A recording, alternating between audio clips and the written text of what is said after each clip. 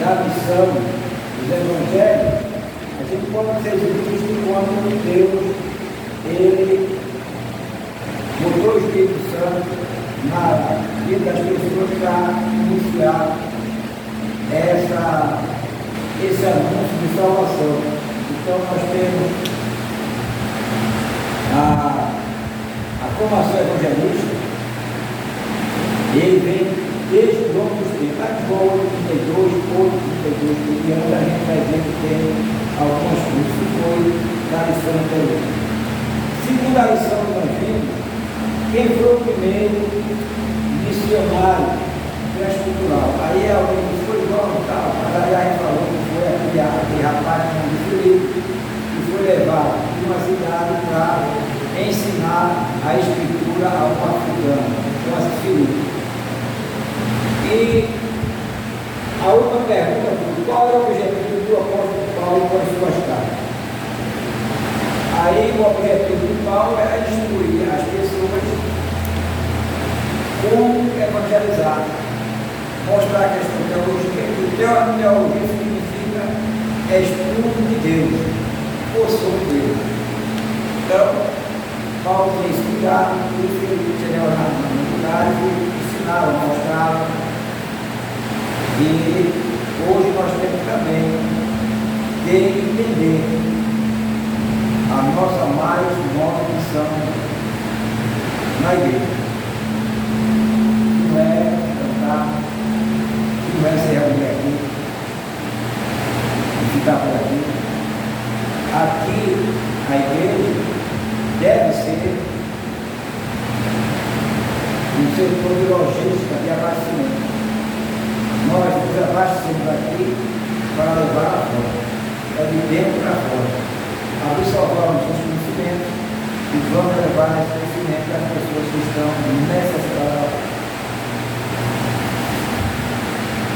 Com relação agora à questão perspectiva de pentecostalismo, pentecostal, como está dizendo, uma perspectiva pentecostal de missões, ou pentecostalismo, é muito difícil.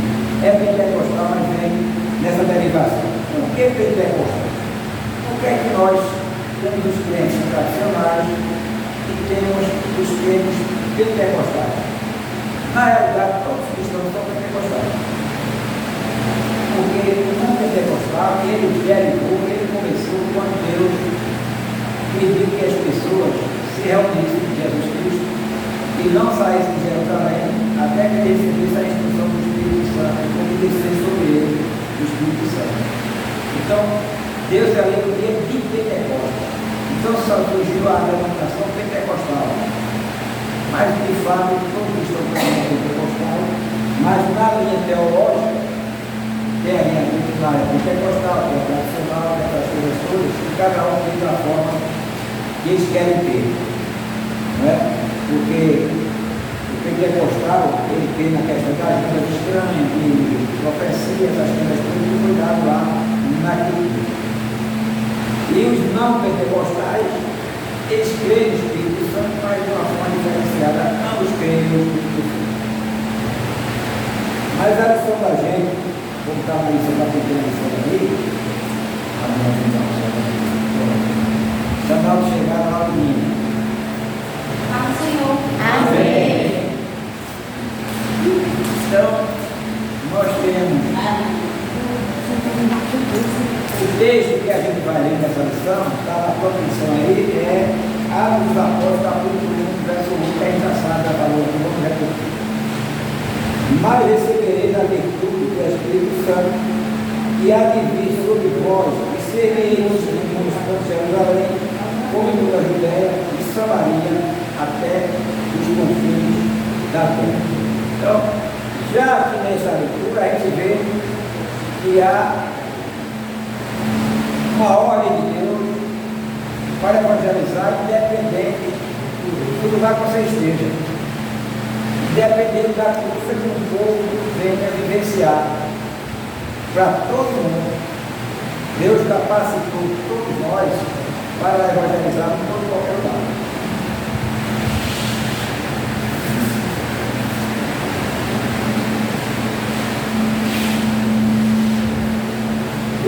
que foi derramado no Pentecostes é o mesmo Espírito que Deus deseja derramar de novo na igreja da atualidade. Aí tem uma pergunta: Deus, ele deseja derramar ou já derramou? Deus está derramando sempre. Deus está derramando sempre o seu Espírito sobre toda a carne. Você pode ver que quando ele derramou o Espírito aqui sobre os seus discípulos, ele deu uma ordem. Ele disse: não se ausentem de Jerusalém, quem não for para lá vai ser livre. E hoje, Deus continua derramando o seu Espírito. É só nós nos disponibilizarmos a Ele para a obra missionária, para evangelizar, para difundir esse evangelho no qual fomos alcançados e falar para as pessoas que esse evangelho no qual nós fomos alcançados está também à disposição para quem quer. Aí nós somos cheios do Espírito para anunciar o Espírito Santo. Então Deus não deseja apenas, como também tem derramado todos os dias de nossas vidas o seu Espírito missionário sobre todos aqueles que reconhecem Jesus Cristo como Senhor. Na lição que a gente tem aí mais extensa, que a gente já leu aqui no versículo 8, agora em Atos dos Apóstolos, capítulo 2, a gente vai ler até o versículo 7, depois, aliás, 8, depois do 14 até o 18. Vocês têm aí na lição de vocês, né? Atos, capítulo 2, mas está na sua lição, eu acho que tem na lição. Veja aí. Não para folha, não. É, a lição 5. Essa aqui, ó. A lição 5, é. Vai para a lição 5, pronto, João agora. Né? A lição 5, ok? Vamos lá, né? Pronto. Cumprindo-se no dia de Pentecostes, estavam todos reunidos no mesmo lugar. E de repente veio do céu um som como de um vento veemente e impetuoso, e encheu toda a casa em que estavam assentados. E foram vistas por eles línguas repartidas como que de fogo, as quais pousaram sobre cada um deles. E todos foram cheios do Espírito Santo e começaram a falar em outras línguas, conforme o Espírito Santo lhes concedeu falar. E em Jerusalém estavam habitando os judeus, varões, servos de ordem, de todas as nações que estão debaixo do céu. E correndo aquela voz, ajuntou-se com a multidão e estava confusa, porque cada um podia falar na sua própria língua. E todos pasmavam, maravilhavam, dizendo uns aos outros: pois que não são galileus todos esses homens que estão falando? Como, pois, nos ouvimos cada um na nossa própria língua em que somos nascidos? Versículo 14 até o 18. Pedro, porém, como-se em pé com os outros, levantou a voz e disse: varões judeus e todos que habitais em Jerusalém, sejam-vos isto notório, escutai as minhas palavras. Estes homens não estão embriagados como vós pensais, sendo esta a terceira hora do dia. Mas isto é o que foi dito pelo profeta Joel. E nos últimos dias acontecerá, diz Deus, que do meu Espírito derramarei sobre toda a carne, e vossos filhos e as vossas filhas profetizarão. Os vossos jovens terão visões, e os vossos velhos sonharão sonhos. E também o meu Espírito derramarei sobre os seus servos e minhas servas naqueles dias, e profetizarão. Então, aqui tem o revestimento do poder de Deus, que já foi dito desde o Antigo Testamento, e que perdura até hoje. Deus continua derramando o seu Espírito na gente, nos dando ousadia, fortalecimento. Porque os pentecostais, os irmãos que receberam os pentecostais, eles criam que Deus enviou seu Filho, eles criam que Jesus Cristo foi o Redentor, mas não tinha coragem. Eles sabiam, mas fugiam para o lugar para pregar escondidos, temendo a represália de ser preso, porque aí não tinha ainda o revestimento. Depois do Pentecostes, aí houve agora o revestimento do poder, como se fosse aquela questão do agora eu sei que tem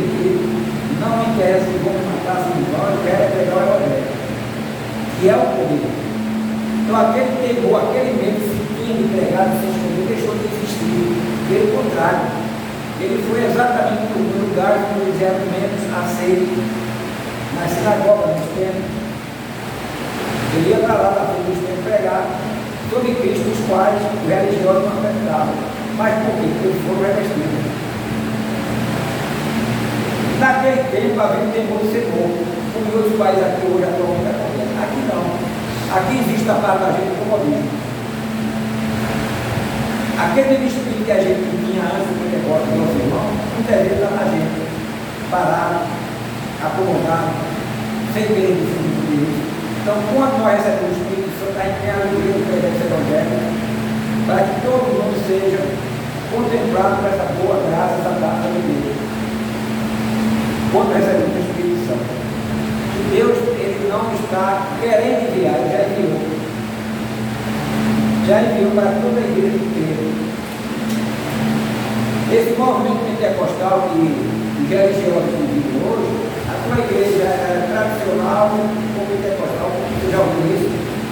A igreja, você já crê no batismo do Espírito Santo, fala em línguas. Então, você é pentecostal, você não é pentecostal, você é aquilo, é essa a visão que eu acho. Na minha visão pessoal, não teológica, eu acredito que todo mundo que Jesus Cristo que aceita, se fala em línguas, se não fala, se não profetiza, ele é revestido por ele. Quando ele prega, dizendo, eu creio na minha salvação, e prega a ousadia, ainda que não fale em línguas, ainda que não profetize, mas tenha certeza da sua salvação perante Jesus, ele é revestido por ele. A questão do pentecostal é uma história que aí vai entrar na questão denominacional, que não é a minha prática. Não gosto de entrar na questão. Infelizmente, a questão pentecostal passa por aí para a questão de falar em língua. Mas você e eu somos revestidos pelo poder de Deus. Ainda que você não fale língua hoje, porque nunca vai falar, você crê no poder de Deus que lhe reveste o poder através do Espírito Santo. Pela missão, não vai entrar na missão, né? Uma característica notável do movimento pentecostal desde seu início, na virada do século passado, tem sido a paixão por evangelismo e missões. Nesta lição, estudaremos algumas características que marcam o trabalho pentecostal e missões, uma marca da obra do Espírito Santo nesses últimos dias. Ok? Está falando do pentecostal. Mas, aí é o que eu entro na minha teoria, eu conheço muitas igrejas que não são, entre a pentecostal e fala língua, mas tem equipe missionária todo o país, todo mundo. Ela tem o departamento de missões que sustenta missionários de outros lugares, batistas, congregacionais, essas tradicionais federações são missionários e são revestidos de poder. Não falem língua. Nessa lição a gente vai dar muita ênfase essas igrejas que são pentecostais, como eu sou, mas essa igreja aqui nada impede que você fale em língua, se é o de Deus, nada impede que você profetize, se for de Deus também. Mas não é a minha visão de que você recebe o Espírito Santo só porque fala em língua. Mas aqui está a verdade que faz muito essas igrejas pentecostais. E tem um que diz assim, somos evangélicos, para ele revelar. Historicamente, o evangélico é conhecido como alguém que enfatiza o compromisso pessoal com Jesus a partir do novo nascimento, a autoridade bíblica e apelo de anunciar a Cristo aos outros. É o que eu creio. Basicamente, esses princípios são que os evangélicos têm em comum.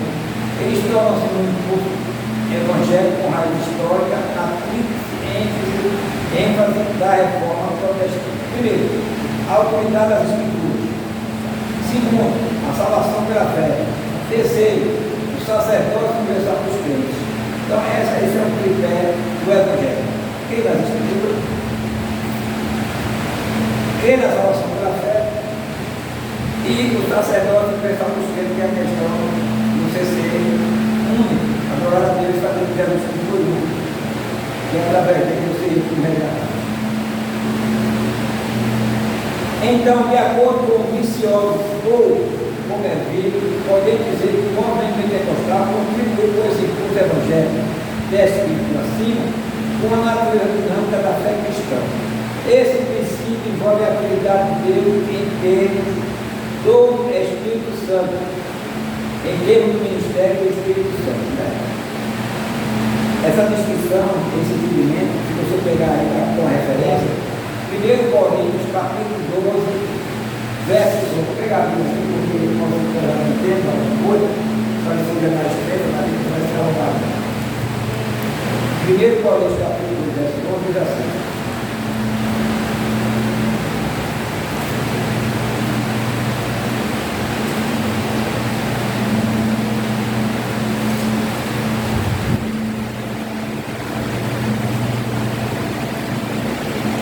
Mas um só e o mesmo Espírito opera todas as coisas, repartindo particularmente a cada um como o quer.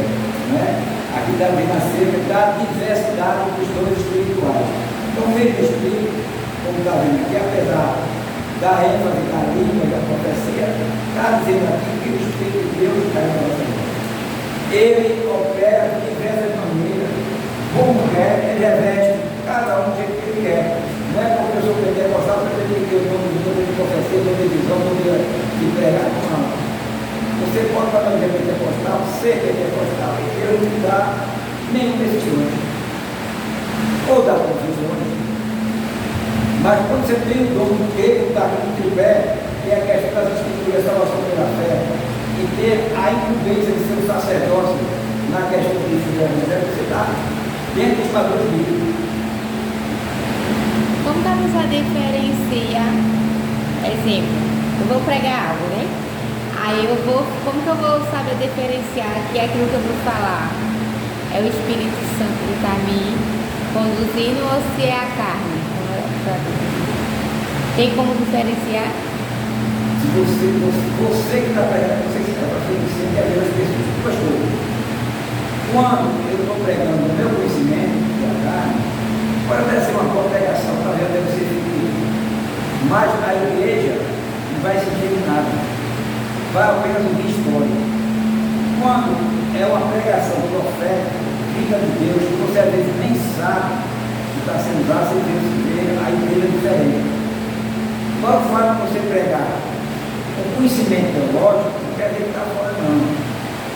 O ideal é bom que você peça a Deus que a mensagem seja de Deus, e não o conhecimento teológico. Você pode até historiar a Bíblia, que é muito bom, falar de toda a história da Bíblia, que vai trazer conhecimento, vai. Mas, basicamente, quando eu enfatizo muito a questão histórica, a mente da que está escutando está indo para a questão material. Está querendo para aquela história de dizer, é como se você tivesse dizer, menina, eu te dei mais velho, e fui num lugar maravilhoso, começar a descrever esse lugar. A mente das pessoas, ela vai estar voltada para a questão materialista do que você está dizendo. Quando eu falo do Espírito Santo, a minha mente ela vai para as nações celestiais. Aí existe gozo interno de sempre para fora, que você não sabe como descrever isso. Você vai sentir dentro de você o desejo de ver algo que você nunca viu, mas que o Espírito Santo pega. Mas isso é muito pessoal, isso não tem questão de você não entende o que eu estou entendendo, não entende. Só entende quando você está sendo usado por Deus, você está sendo usado, ser ciente dessa maneira, e quem está ouvindo está se enchendo, porque a gente está ouvindo uma mensagem, mesmo com seres humanos materiais, mas que a mensagem transcende o entendimento espiritual e material. A gente vai entrar num lugar onde só a mente espiritual é que chega. Ao gozo interno, esse gozo é pessoal. Tanto você como prega, quanto quem estuda. Não tem como você diferenciar.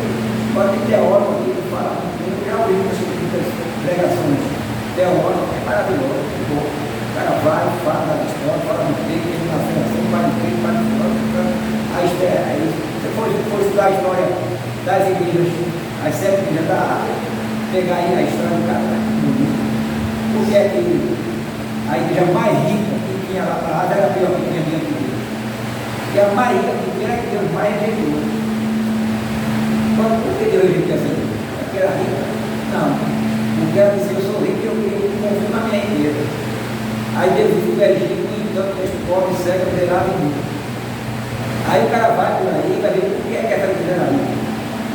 Onde era que ela era situada? Por que ela tinha esse potencial econômico? O que é que envolvia a economia? Aí é essa história. Você vai assistir, vai ver, isso é bom. Mas na realidade você vai ver a coisa espiritual, aí é diferente. Não tem como a gente dizer isso. Bem, é por isso que aqui está dizendo que esse princípio envolve a atividade de Deus em termos de ministério do Espírito Santo. Eu disse a Deus uma vez e continuo dizendo, Deus não me usa pregando. Eu não quero ser pregador, eu quero ser mensageiro. Eu peço muita vez para ser pregador, eu quero ser mensageiro. Não quero ser pregador. Eu só quero que Deus me use. Me use de acordo com a necessidade da igreja, para mim mesmo, para a mensagem. É aquela história. Eu estou aqui. Eu sei que os teus anjos são os teus mensageiros da terra, não sou parceiro.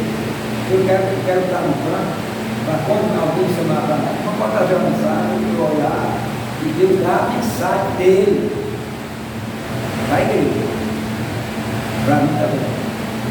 Isso Deus dedica a nossa vida. Mas bom é ser os dois, né? Pregar e ser mensageiro, você pregar e ser mensageiro. O item 2 fala sobre ser pentecostal. Ser evangélico, ele está dizendo que você ser evangélico, você está com o tripé da posição do evangelho, que a escritura, a fé e a missão de pregar o evangelho. Esse é todo crente, todo. No item 2 tem assim, e os pentecostais? Somos pentecostais. Com o termo pentecostal, nos referimos ao crente que crê que a experiência do Espírito Santo que ocorreu com os apóstolos do Pentecostes, de acordo com o livro de Atos, pode acontecer hoje também. Ou seja, a experiência com o Espírito Santo hoje não é diferente da experimentada pelos cristãos antigos, do século anterior. Nas palavras do psicólogo pouco convertido, essa experiência do Espírito perpassou a história da igreja. Ela remonta à obra do Espírito Santo com a igreja que começou no dia de Pentecostes e continuou ao longo dos dias até que Jesus Cristo volte para arrebatar a sua igreja. Eu creio também. Mesmo, todo pentecostal mesmo. Porque quando se fala em revestimento pentecostal, se fala revestimento, se fala em capacitação. Você já ouviu falar a palavra muito cotidiana no dia a dia? Reciclagem. O que é reciclagem? Todas as empresas têm os seus funcionários, têm que para reciclagem. É reciclagem. Atualizar. Né? Pessoas você trabalha em casa, mas tem que ser reciclando, porque tem máquina nova, senão você vai ser um cara de 50 anos de graça, não sabe de nada.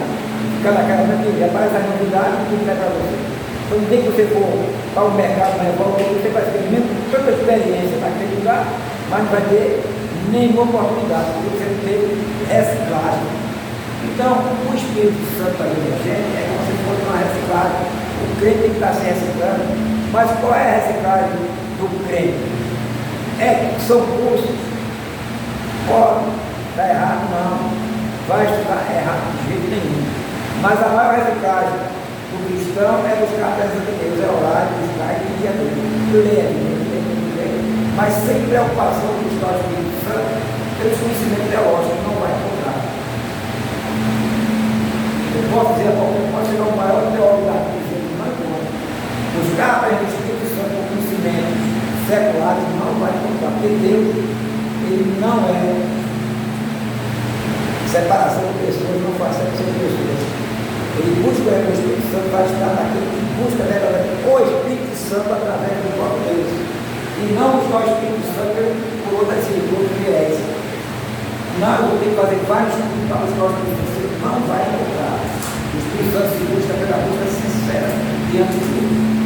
E aqueles outros que foram do Espírito Santo, eles eram pescadores, analfabetos. Eles simplesmente disseram o seguinte: não saia de Jerusalém. Pronto, foi isso, não saí. Quanto tempo passado, se foram 40 anos, ele esteve lá, ele estava nem aí. Ninguém arrepiou o pé de Jerusalém. enquanto não foi revestido. Então não foi isso que Deus buscou. Nenhuma história de profeta, nenhuma palavra, nada. Ele ficou na obediência. Hoje é do mesmo jeito. Quando eu quero ser cheio do Espírito Santo, eu creio que Deus me reveste, eu coloco no coração o desejo de evangelizar, de buscar as almas e de ficar de pé. Aí Deus evidentemente vai. Eu vou ver lá. Quando eu fui falar em línguas, eu fiquei muitos anos nas igrejas ajoelhado e fazendo o que os pastores diziam, que as pessoas diziam, tem que fazer para receber, tem que fazer isso e aquilo. Eu veio receber quando fui ordenado a pastor, sem precisar nada disso. Quando me ajudei, veio toda a mídia, né? Que eu fiz o jardim, eu aprendi nisso, e eu não fiz, não foi como eu fiz, eu nem pensei. Eu simplesmente tinha um desejo. No item 3 está falando assim, você é pentecostal, mas qual é a diferença do que é que ser pentecostal ele contribui na questão de ser missionário? Está assim, contribuições pentecostais às missões, não é isso? Item 3. Contribuição é essa. O ato pentecostal todo para que as pessoas da igreja fossem uma igreja mais missionária.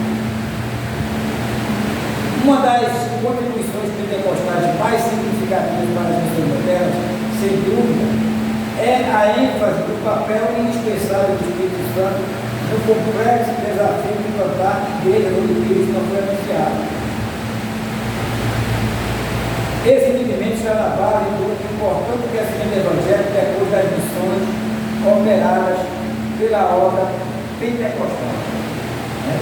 Então você veja que aqui a ênfase do Espírito Santo não é você, do pentecostal, não é você ter que falar em língua, é você ser um cristão foi resgatado e que você precisa levar isso para outras pessoas, a implantação de igrejas, de pessoas para tomar o conhecimento desse grande amor de Deus.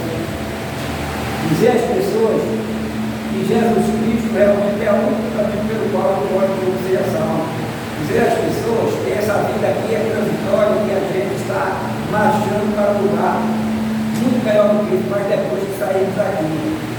É ser impulsionado de levar ao conhecimento das pessoas algo que você não conhece. Essa é para que levar. Querer que a pessoa conheça, que eu vou falar, você nem conhece. O que é evangelho de tudo, né? Menino, eu quero que tu conheça uma coisa, é muito bom. Tu conhece? Não, como é que tu sabe que é muito bom? Aí é a fé. É você anunciar esse evangelho na fé. Você vai anunciar que há um céu, que há uma salvação, que há um inferno, que há tudo. Mas você tem que você alguém vai dizer, mas tu já foi no céu? Tu já viu isso? Não, mas eu tenho certeza.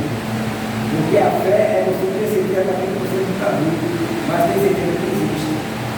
Senão não é igreja, senão Cristo não veio. E é Cristo vem para anunciar aquilo que eu estou vendo, não é muito fácil.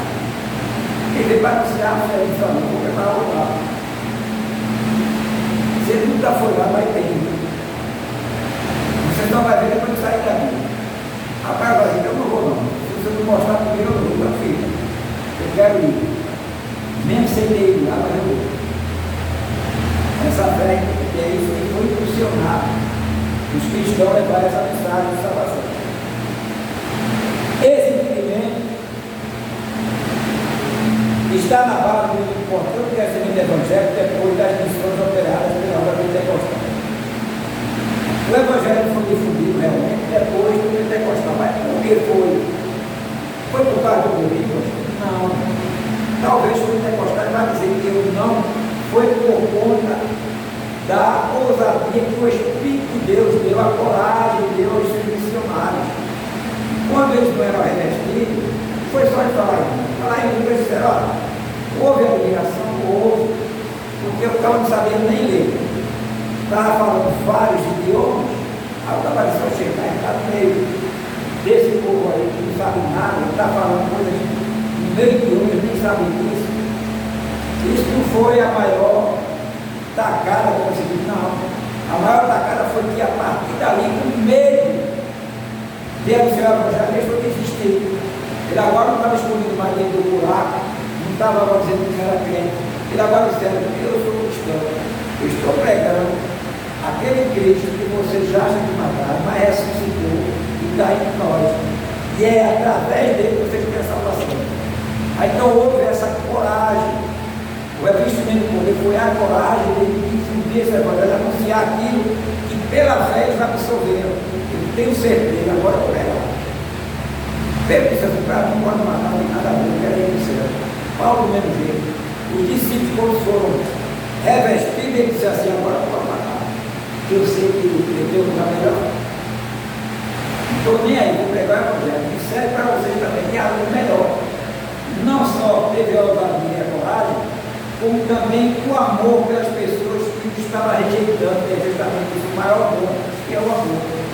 Vocês estão me matando, não se preocupem não, eu pergunto a vocês, eu quero que vocês se convertam, porque se vocês me matarem e se converter, nós vamos morar juntos no céu. Então essa era a ousadia que o evangelho, é a ousadia que a gente tem que ter, de pregar o evangelho para os nossos inimigos, dizendo que ele é inimigo agora, mas se converter, tornar-se o amigo para morar no mundo da guerra.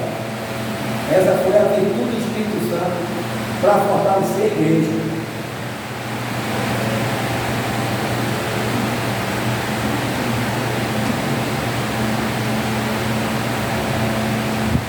Assim podemos dizer que somos evangélicos pentecostais, pois, para além de afirmarmos todos os princípios que os evangélicos afirmam, para nós é inegociável e indispensável o poder do Espírito na prática das missões. Olha, deixa eu explicar uma coisa para vocês. Já está dizendo que a missão é da Assembleia de Deus. Está errado, está tudo certo. Aqui as pessoas que não entendem, os que têm essa Bíblia entendem, acham que só é pentecostal, só está revestindo quem fala em línguas. Só vai para o céu, só tem coragem de pegar quem está com esses dons. Eu não acredito nisso. Eu tenho meus irmãos batistas congregacionais que falam em línguas, são homens e mulheres de Deus.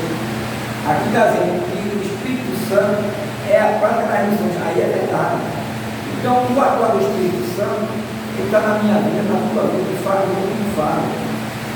É a tua convicção da tua salvação, para levarmos a mensagem de salvação para todo mundo.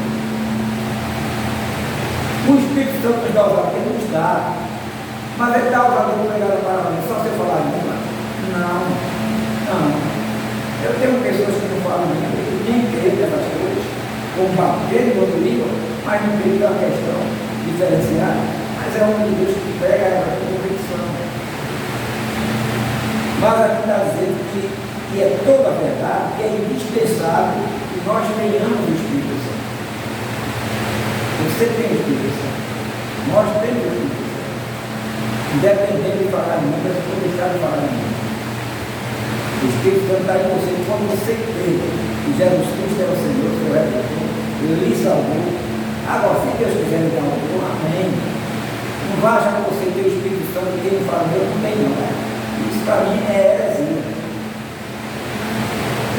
Você tem o Espírito Santo, você se converte realmente ao cristianismo, ao Deus que resgatou e você não precisa sair. Esse é ser o verdadeiro cristão e ter o Espírito Santo na vida.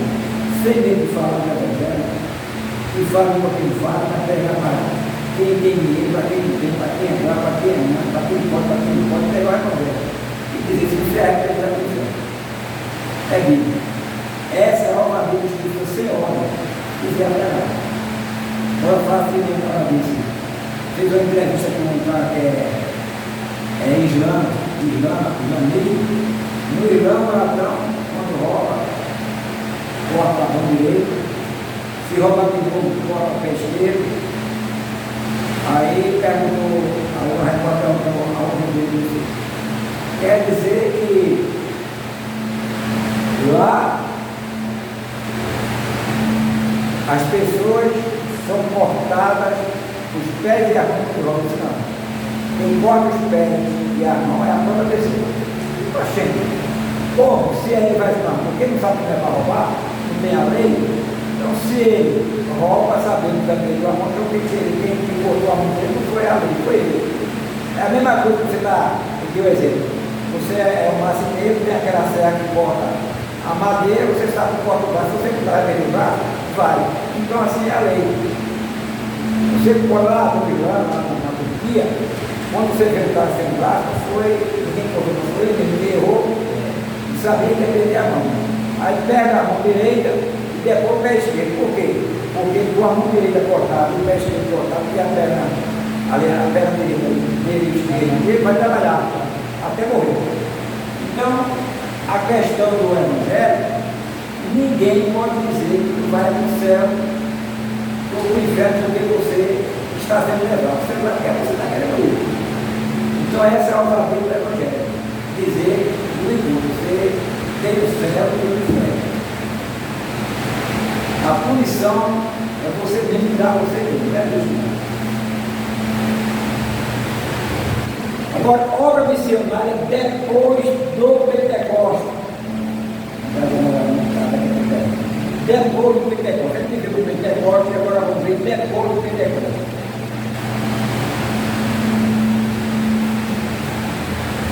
A causa da obra missionária da primeira igreja. A descida do Espírito Santo de Pentecostes é o acontecimento que iniciou na obra missionária da primeira igreja. O Senhor Jesus disse aos discípulos que, uma vez capacitados pelo poder do Espírito Santo, eles seriam suas testemunhas até os confins da terra. Por isso, o período em que a igreja cristã viveu o seu maior crescimento foi a do primeiro século da nossa era. Ali começou o poderoso movimento de missões. Nesse sentido, os outros primeiros capítulos de Atos dos Apóstolos explicam a razão desse crescimento. Antes de sair para alcançar a nação com o Evangelho, os discípulos deveriam estar revestidos do poder. Isso se cumpriu fielmente em Atos.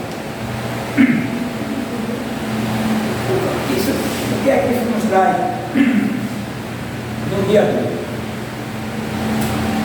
Planejamento e preparação é o bar para quem quer obter resultado. Isso na vida secular, todo bom empresário se preza, ele tem uma estratégia.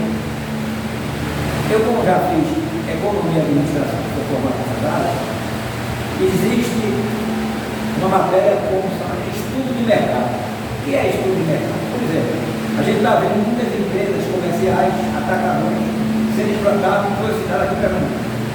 Mas isso não está sendo implantado. Então, chegou aqui, achou o carro bonito e implantou a empresa não. Antes de sair, tem meses e meses de estudo.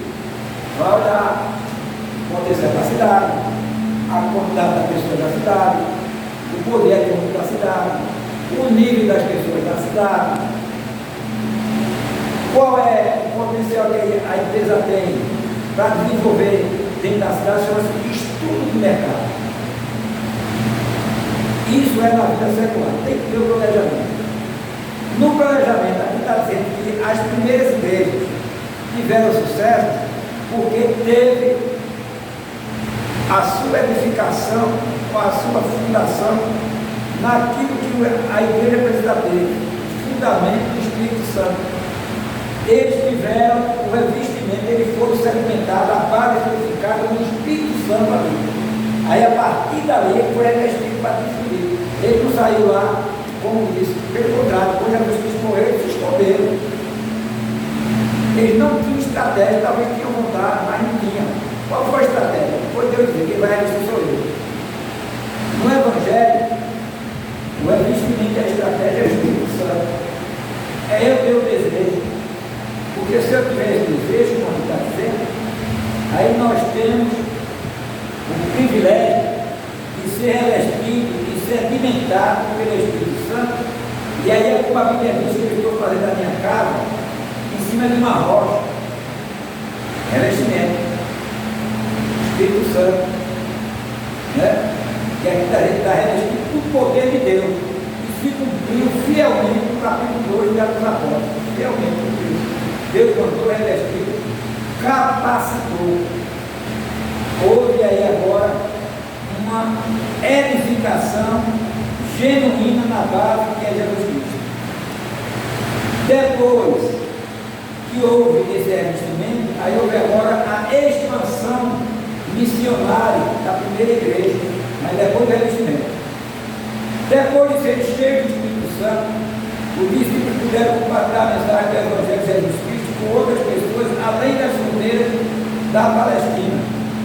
O livro diário dos apóstolos relata, de forma detalhada e precisa, o avanço missionário da igreja do século I.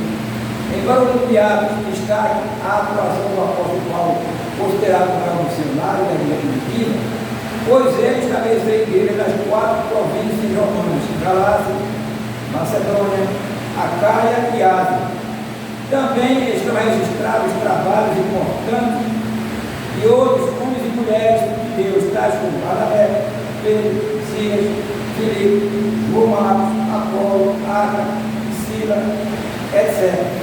Nesse aspecto, podemos dizer que o diácono evangelista Filipe foi o primeiro missionário transcultural enviado a pregar a um africano.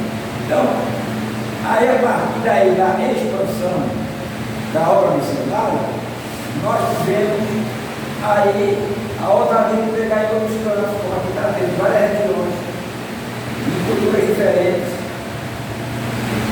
Paulo é considerado os maiores apóstolos, porque Paulo foi quem mais escreveu cartas, foi quem se converteu, foi quem viu o lado da moeda. Paulo escreveu 14 cartas, né? Foram 9, as 13 cartas, 9 cartas às igrejas, 4 cartas pessoais, 2 a Timóteo, 1 a Tito, a Filemão, o resto foram as igrejas de Éfeso, de Corinto, de Roma, da Galácia, de Filipe, uma série de igrejas. Ele escreveu, porque Paulo ele foi resgatado para isso, e ele teve um acompanhamento, ele trazia a mensagem e ficava preocupado com os irmãos que ele pregava o Evangelho para que, como se diz, plantava e cuidava, né? Plantava na igreja, mas estava sempre preocupado, como é que estão aqui escrito lá? Aí eu via muitas vezes as igrejas brigando, crente com crente, querem ser melhor que o outro. Aí ele ia escrever, está errado, você não está melhor que ninguém. Né? Porque a Bíblia diz que teve uma briga da igreja dele, ele plantou com a de Paulo e com a de Apolo. Eu sou melhor que tu, eu estou na graça de Deus, eu estou na congregacional, e Paulo olhando. Para que a congregação de cidade, eu sou melhor que tu, eu sou da Batista. E Paulo olhando, Paulo sabe, estava com isso, eu não preguei aqui. Eu não plantei a igreja de Paulo, nem de Apolo, e nem de Pedro. Eu peguei a igreja de Cristo. Então, tudo aqui é de Cristo, acaba com isso. Então, houve isso da parte de Paulo. Ele cuidava para que a fé das pessoas não fosse desvirtuada. E a pior coisa do mundo é você pegar um evangelho e daqui a pouco sair do foco do evangelho que é Cristo. Daqui a pouco não pregando Paulo, Pedro, Apolo, pastor A, pastor B, não sei quem mais, não quero alguém, fez essas questões aí. E tira o foco de Cristo. O foco é Cristo, foi ele, é ele e nunca terá. Então, o apóstolo Paulo, Filipe foi o primeiro transcultural, na aula do Evangelho, ele pegou o Evangelho daquele africano, né? E aí, ele sabe que é Etiópia, foi batizado, aí ele pegou o Evangelho. A terceiro item, a Bíblia diz aqui, aliás, o texto diz aqui, Deus não faz acepção de pessoas. Claro que é isso aqui. E não faz mesmo, né? O apóstolo Pedro, o missionário cheio do Espírito Santo, reconheceu que todos os seres humanos são alvos do amor de Deus. E persegue todos os cristãos, Paulo se tornou apóstolo objetivo. O apóstolo João relata que Deus se interessa pela salvação de todos os homens. Com esse entendimento a respeito da natureza ilimitada de toda a salvação de Deus para os homens, impulsionada pelo Espírito Santo, a missão da igreja atingiria a escala mundial. Podemos ver isso no ministério de Pedro, como você entendeu, Cornélio, o trabalho do Filipe, a igreja missionária em Antioquia, bem como em Roma e outras regiões longínquas, com o ministério apostólico de Paulo. Então, quando Deus revestiu o povo e que disse que o Evangelho agora não era só para os hebreus, para os israelitas, mesmo pelo cheio do Espírito Santo, ele não tinha entendido ainda. Estava revestido por ele, estava. Mas havia necessidade de uma pessoa que era do outro lado de Roma, precisava da presença de um missionário para falar sobre Deus. E quem é que Deus escolheu? Exatamente o que não queria. Ele não tinha negócio para pregar o Evangelho para quem não era crente. Só pregava o Evangelho para quem era da casa dele. Mas Deus tinha que fazer isso para mostrar que o Evangelho era para toda a criatura.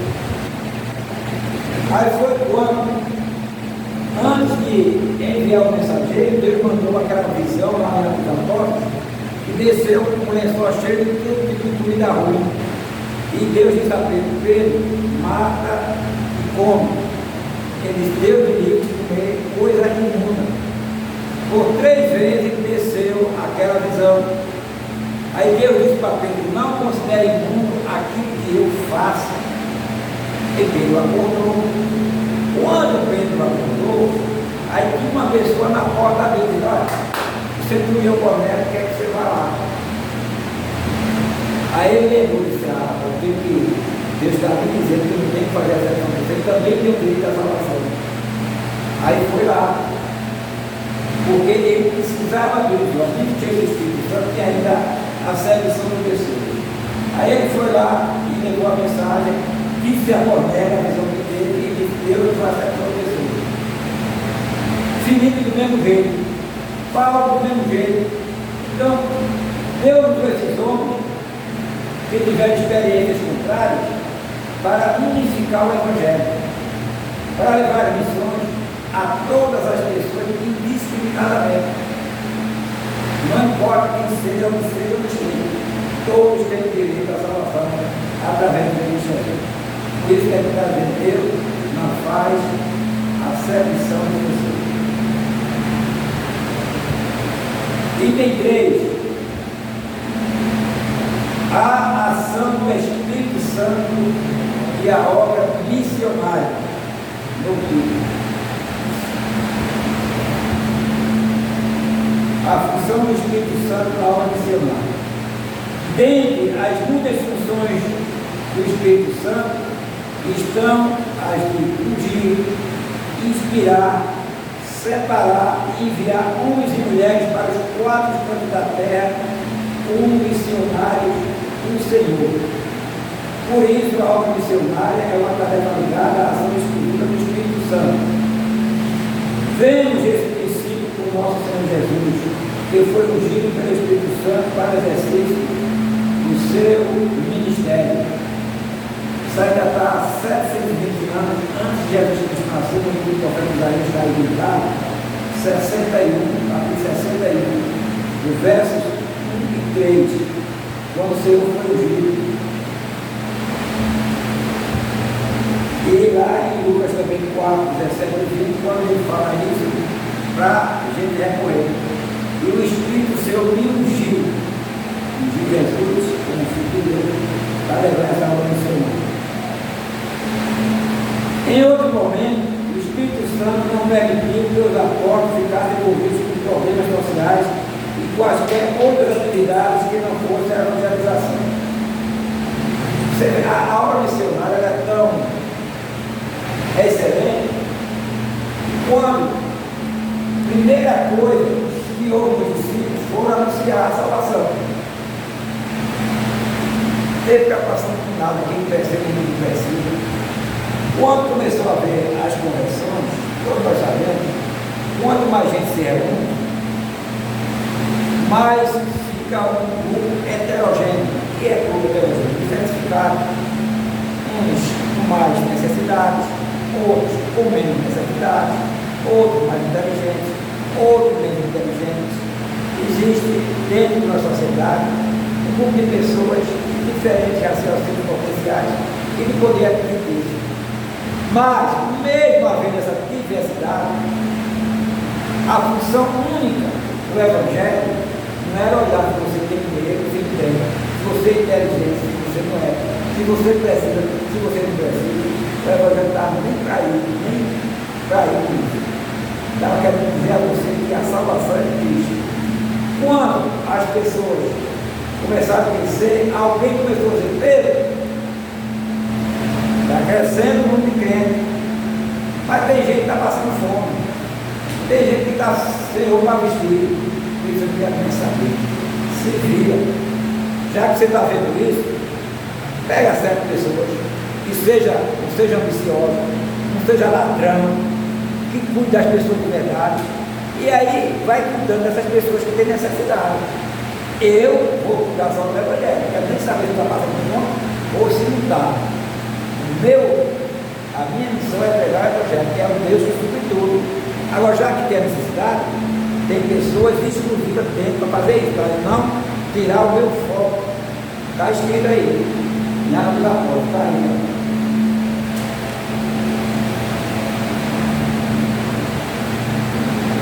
Está vendo aqui, está vendo? Em outro momento, o Espírito Santo não permitiu que os apóstolos ficassem envolvidos com problemas sociais e quaisquer outras habilidades que não fosse a evangelização. Está lá em Atos capítulo 6. Ele disse: eu não quero nem saber disso aí, não, te vira. Tem departamento aí para cuidar do que está passando fome. Aí vai pegar e vai. Os cristãos primitivos, por seu turno, eram fiéis em suas contribuições. Aí existe hoje. O que é que existe hoje aí? O espiritismo. O que é que a gente da igreja sabe que existe ladrão dentro da igreja? Pastor ladrão tem. Mas porque é necessário que a gente esteja trabalhando, contribua na igreja. Porque o papel da igreja é manter isso aqui. Mas a prioridade não é isso. Mas se a igreja tem um pessoal que está trabalhando, você tem que ganhar uma cesta básica, toma cuidado com o tempo. Mas a prioridade é a seguinte: quando vier os dízimos, as ofertas, é olhar as necessidades, é olhar as pessoas que estão na igreja precisando. Aí tem o departamento e diz: pastor, olha, fulano está desempregado, precisa de alguma coisa, então está lá. O que é que está precisando? Então vamos lá, pedindo na igreja, pega, vai comprar essa básica. Tem pessoas que estão precisando de medicamento, que estão tendo dificuldade. A igreja é para isso, para fazer isso. Agora, a gente tem que olhar também que tem quem viciar, tem quem tem na igreja, mas quem também que vem da igreja o tempo todo, está errado. Eu não vou alimentar e não alimento, diga a vocês, não façam isso, porque é pecado. Pessoas que vêm para a igreja, vamos dizer que a igreja tem um social muito ateu. Aquela igreja é boa demais, rapaz, ninguém passa fome, aí tem cara que é preguiçoso, não quer trabalhar e quer vir para a igreja o tempo todo. Olha, peraí, a Bíblia diz que é melhor dar do que receber. Como é que eu quero só receber? Ser mendigo? A Bíblia diz lá no livro dos Salmos que Davi disse: eu sou velho hoje, mas assim hoje. Eu nunca vi um justo desamparado, nem a sua descendência me ligar o pão. Eu posso cair uma cabeça, eu posso como pastor empregado, que depois da cabeça, e é que eu percebo. Claro, mas eu precisar direto. Será que eu nunca vou ter para dar? Eu nunca vou ter esforço para ajudar o povo? Só quero ser ajudado? Existe os oportunistas, então isso é um alimento. E a igreja não deve alimentar. Você está criando um mal dentro da igreja, um mal dentro da pessoa. Quando eu alimento a cara que não gosta de trabalhar, que quer cuidar das coisas dos outros, eu estou indo em contra a palavra, então você não ruim para ele. Por quê? Porque a pessoa vai se viciar alguma coisa que a pessoa diz que é errado. Agora a necessidade a gente tem que ter, todo mundo precisa de dia, mas direto não. Na igreja tem que ser um dia a casa está bem, um dia não está, eu estou bem, eu estou. Então um dia a casa vai ser ajudada, outro dia a casa vai me ajudar. Um dia não me ajuda, um dia eu ajudo não, eu ajudo não. É assim que ele deve viver, junto. Eu não posso ser um peso só, não. Eu só posso querer só ser a mala sem alça, só para ser carregado. Não. Eu tenho que carregar e ser carregado. O apóstolo Paulo aqui é para necessidade. Por isso que aqui os homens vendiam os seus bens para ajudar quem não tinha. Mas às vezes, quando vem de aqui, às vezes aquele que ajudava bem, já ajudava o outro, um ajudando o outro. Por isso, quando chega uma pessoa na minha casa, um pequenininho que pode embora, vai ser eu mesmo, tá bem? Olha, eu vim aqui, eu estou precisando de tudo, eu de tudo. E o senhor sabe, né? A Bíblia diz que tem que ajudar, o senhor está errado. Porque o senhor não está ajudando ninguém para você ajudar. Eu digo assim. Porque o senhor mora onde? Eu moro em casa, moro em prazer, você vem aqui no fim do Palmeiras, e o senhor mora em prazer, ou sei lá onde for. Sai da sua cidade para me ligar o pão aqui, que é crente, tem coisa errada com o senhor aí. É errado. Aí vem colocar a coisa do crente, você tem que estar dando isso, aliciando crianças para se visitar e viciando para colocar no povo. Não tem a ver dizer não. Você pode dar um povo que está ali, mas não vicia não, diga a verdade. Você está errado, você é crente, você está pedindo direto, tem coisa errada com você, você não é crente coisa nenhuma, está roubando a consciência dos outros. E preciso saber e dizer ao povo que é melhor dar do que receber. Para eu dar o que tem. Posso cair na cidade? Posso, mas não posso estar viciado. Isso daí. Paulo disse, eu não quero nem saber quem está com esse problema. Não vamos criar uma comunidade dependente, não. Comunidade independente. Então, quando eu prego o Evangelho, eu discipulo ou fico discipulando de tudo quanto é outras coisas. Meu foco é o Evangelho. Assim cumprir o que está escrito no livro de Mateus, capítulo 6, e Jesus Cristo disse, não se preocupe com nada, porque eu vou fazer da sua vida o que você precisa. Aliás, Mateus capítulo 6. No item 2, que é a lição 3, o Espírito Santo capacita para a obra. O Espírito Santo capacita para a obra. A obra é evangelística, né? O Espírito Santo é quem escolhe e envia missionários para anunciar as boas novas de salvação no mundo. Em Atos 16, temos uma revelação clara de como o Espírito Santo deseja que a ação missionária seja realizada. Então, é só ler Atos capítulo 16, versículo 4 ao 7, e tem a forma. Nesse sentido, o Espírito Santo também é o instrutor dos ministros da palavra de Deus no exercício da proclamação da mensagem no campo missionário. Então veja, mensagem no campo missionário, está específico aí. Isso aí, cuidar da questão transcultural. Mensagem evangelística, eu tenho que ter cuidado com pregar, a forma como pregar, olhar de forma que para não atingir a dignidade das pessoas e o sentimento das pessoas com relação à prática secular que se tinha. A idolatria, aquelas coisas todas, você não pode ir atacando a fé daquelas pessoas que estão cegas. Porque tem que dar uma mensagem exclusiva, não é? A respeito de como pregar o Evangelho. Nós temos esse privilégio de ter vamos dizer assim, essa percepção de trazer uma mensagem da qual as pessoas sintam-se atraídas para conhecer uma nova história. Não é dizer joga por fora. Não é dizer como aqui acontecia há muitos anos nessa igreja aqui, que um prédio já morreu, e a pessoa se convertia, ou a menina se convertia, aí vinha uma roupa de alça, um pouco mais curta, e ele meteu o pau. Afastou muito da igreja. Aí os cabelos, não, mas que ele não estava se converteu agora, não sabe o que é crente.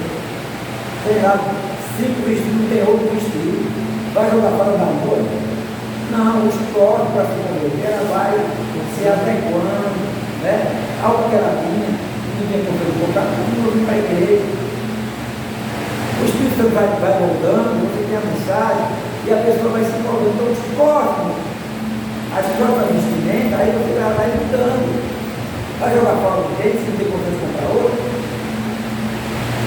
É o que está dizendo aqui a respeito da mensagem do Evangelho. Tem que saber o que é mensagem missionária.